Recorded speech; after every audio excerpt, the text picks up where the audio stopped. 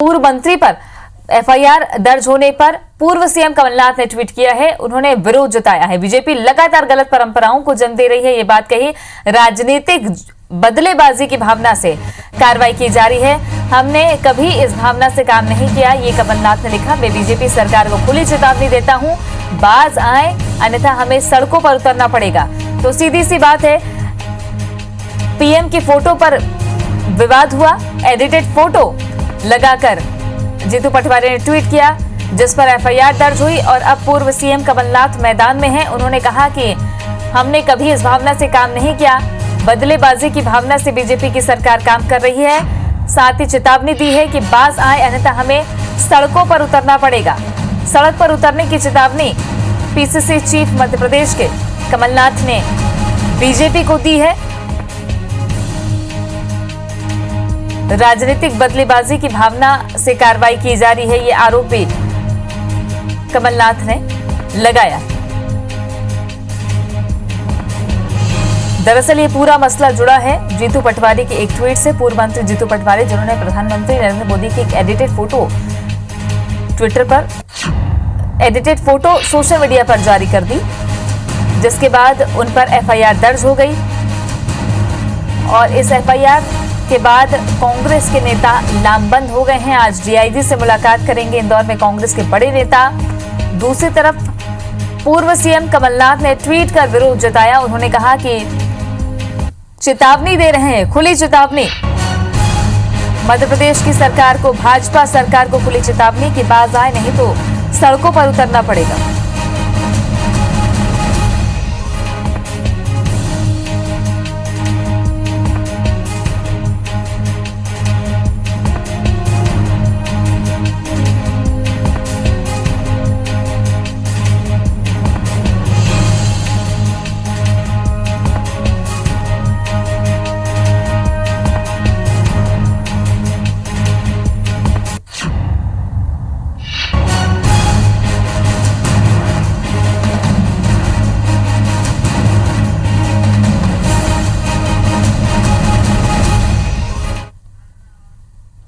लेकर उन्होंने विरोध जताया है।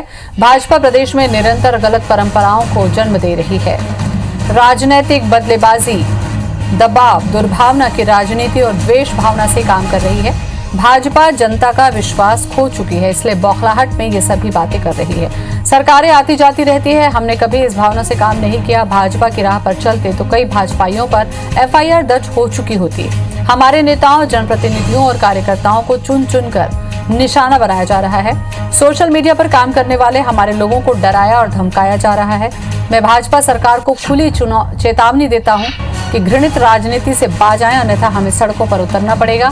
भाजपा सरकार की इस दमनकारी सोच का मुंह तोड़ जवाब देना पड़ेगा। हम अन्याय बर्दाश्त नहीं करेंगे। तो जीतू पर एफआईआर का विरोध करते हुए कमलनाथ ने ट्वीट किया।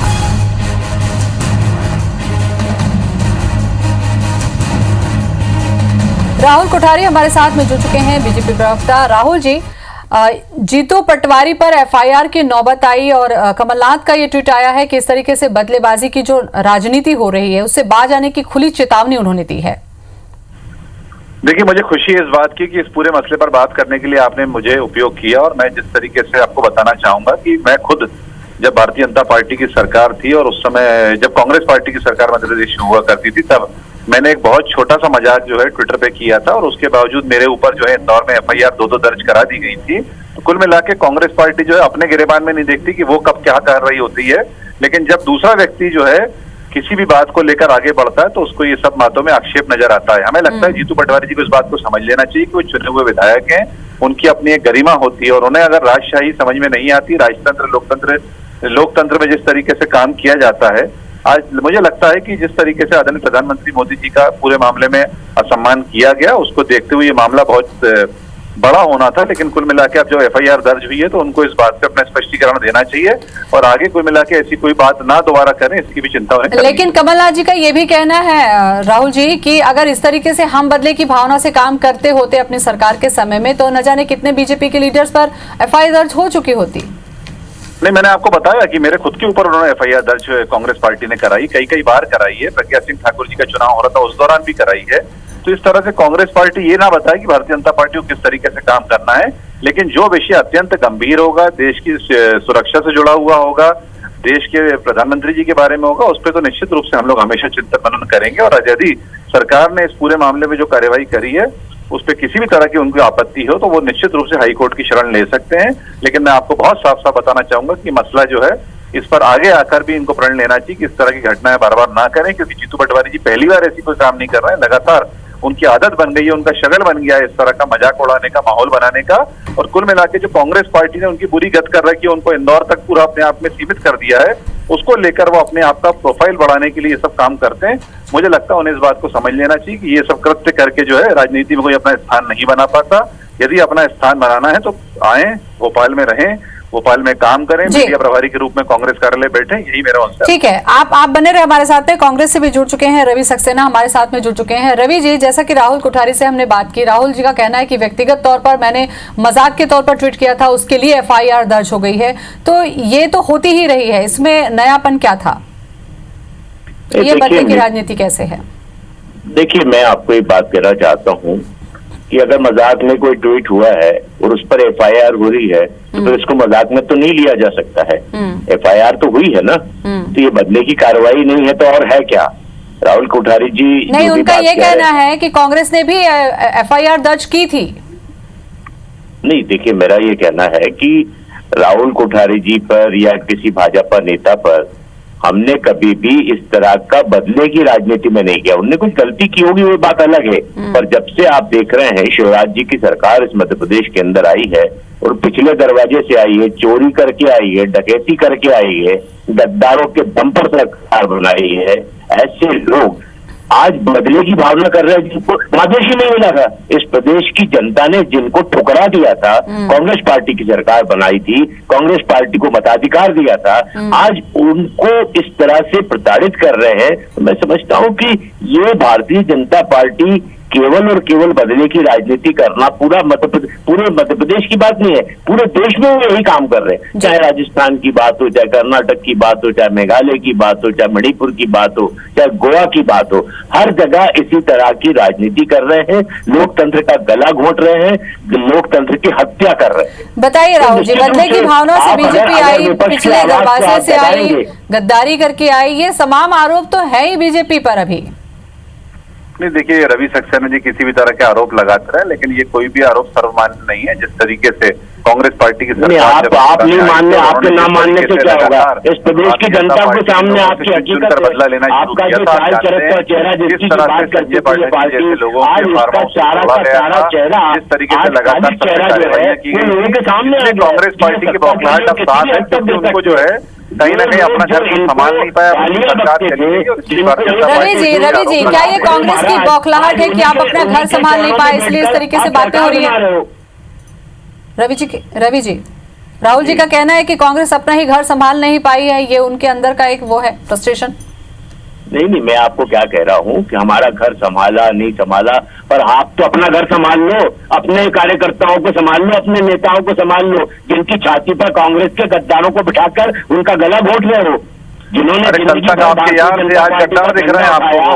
जनता कल तक ये लोग आपके सब यार थे, अब इनके लिए ऐसी भाषा का उपयोग करते हुए चुने हुए प्रतिनिधियों के सामने आप सरकार थी, इनको क्या मिला? आज आते थे कांग्रेस के लोगों को कारपोरेशन में अध्यक्ष बना रहे हैं, बड़े बड़े रवि जी, आपने तो कार्यकर्ताओं को कुछ भी नहीं दिया, आप जैसे कार्यकर्ता को भी कोई प्राप्त नहीं हुआ 15 महीने में। इसने आज इतने साल से राजनीति की है। रवि जी, राहुल जी ये कह रहे हैं कि आपने तो अपने कार्यकर्ताओं को मौका ही नहीं दिया, इस वजह से तो ये स्थिति आई। रवि जी राहुल जी कह रहे हैं कि आप लोगों ने तो 15 महीने अपने कार्यकर्ताओं को मौका ही नहीं दिया, नेताओं को मौका नहीं दिया, यही नाराजगी तो देखने को मिली। नहीं, ये आकलन तो राहुल कोठारी जी नहीं कर सकते ना, ये तो हमारी पार्टी का मामला है कि हमको किसको क्या देना है, किसको नहीं देना है। मेरा तो ये कहना है कि वो लोगों को, जो लोग गद्दारी करके अपनी पार्टी से आपकी पार्टी में गए। अरे या सबसे आप बड़ा उसमें गद्दार लेके कौन गए। है ये बात उमंग सिंगारी बता चुके हैं और कमलनाथ जी भी बता चुके हैं। पहले अपने गद्दार दिग्विजय सिंह को संभालिए, जो आपकी पार्टी के अंदर अभी भी गद्दार बैठे उनको देखिए, रुपए का जो आपकी पीठ पर चुनाव भोंकने का काम कर रहे हैं उनको देखिए। बिठा देते तो ऐसा क्यों करते हो? ना आपसे मध्य प्रदेश की राजनीति संभल रही है, ना आपसे राजस्थान की राजनीति संभल रही है, और दूसरे पर आरोप लगा रहे हैं। जो काम कर रहे हैं आपकी पार्टी का उनको तो आप कुछ देते नहीं हो, जो कांग्रेस से लोगों को लेके जाते हो उनको तत्काल दे देते हो। अपना घर आप देखिए, भारतीय जनता पार्टी उत्कृष्ट काम कर रही है, सेवा कर रही है। आप हमको मत चलिए रवि समझाइए जी, किस तरह से अगर इस मुद्दे पर अगर हम बहस करने जाएं तो मुझे लगता है कि बहुत समय इसमें लगेगा, बावजूद उसके बहस जो है वो खत्म नहीं होगी। फिलहाल आप दोनों ने अपनी प्रतिक्रिया दी, बहुत बहुत शुक्रिया आपका तमाम जानकारी के लिए।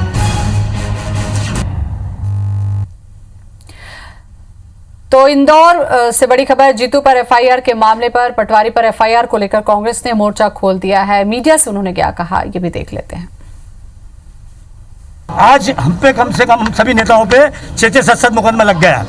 भारतीय जनता पार्टी के नेताओं पे मुकदमा क्यों नहीं लगता है, ये मैं पूछना चाहता हूँ प्रशासन से। क्यों डर रही है उनसे, क्यों डर रहे हैं वो लोग?